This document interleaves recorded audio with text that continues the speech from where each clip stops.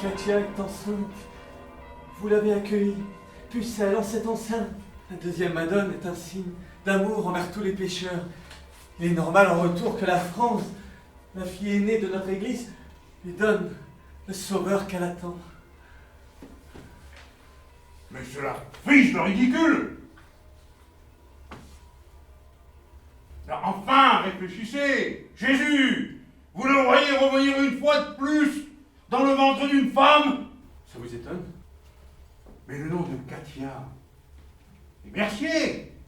Cela donne Jésus Mercier! Ce serait donc le nom de Dieu, curé, si je crois votre Madone. Adieu, allez, sortez! Vous n'êtes pas très utile.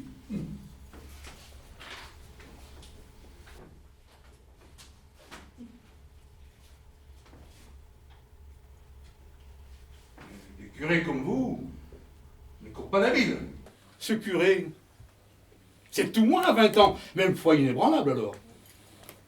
Mais depuis j'ai fait carrière, et je suis devenu pape, sous le nom de Pierre. Approchez, ma fille, approchez. Renaud papa, vous devez le baiser. Cela ne fait pas mal. Si vous êtes, ma fille, une bonne ou moins bonne catholique. Je vois que c'est à la Sorbonne que vous avez appris le grec et le latin. Et vous faites du sport 1 heure le matin, c'est bien. Très bien même. Je parle du grec et du latin. Ah! À votre âge de lire Éclogue et Cicéron, Euripide, Hérodote, Homère et puis Platon. Ma main! Combien de temps me faudra-t-il l'attendre? Franchement, elle peut hélas toujours attendre. Ce n'est pas pour manquer de respect, croyez-moi, mais Jésus avait-il, alors qu'il était roi, et aussi Dieu le Fils, de baron comme on baise, il appelait chacun le mettant à son aise.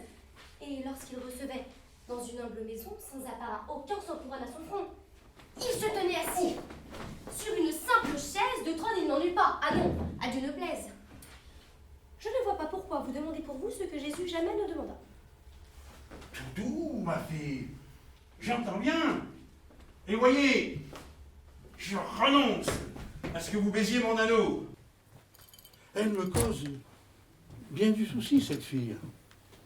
Et c'est tombé sur moi. Auprès de sa famille, on a fait une enquête, et puis une autre auprès des 12, tout cela pour la cerner de près. Elle n'a pas couché. Et cela me contrarie. Je pourrais sans doute demander à la curie romaine son avis. Mais non. Réglons cela du mieux que nous pouvons. Hier soir, Katia a vu un gynécologue. Elle disait vrai. Vierge. Le verdict est tombé. Cette putain est vierge. Toute neuve. Comme à sa naissance. A-t-on vu chose aussi incroyable? Elle aurait la vertu que se devaient d'avoir les vestales romaines. Combien me reste-t-il de temps? Quelques semaines avant qu'elle n'accouche ici, au Vatican. Résumons. Elle est vierge et attend un enfant. Pire, c'est un garçon, j'ai vu l'échographie. Il semble vigoureux, celui-là. C'est qui tient à la vie. Ah, je me vois à la presse annoncer qu'une vierge devrait bientôt accoucher du Christ. Ah, je vais être la risée du monde. Il vaudrait mieux pour moi qu'avant moi je succombe. Il va naître en avril. On fêtera après Noël 2 fois par an. Je n'en crois pas le ciel. Oh, sans doute ce sera bon pour le commerce. Je me vois, j'ai l'enfant, je le berce, puis je le montre au ciel, puis à la foule en bas. Oh, oh, je crois bien que je délire. Non, je ne vais pas très bien. Ah, si simplement je pouvais ne rien dire et la renvoyer chez elle en France. Non, c'est pire.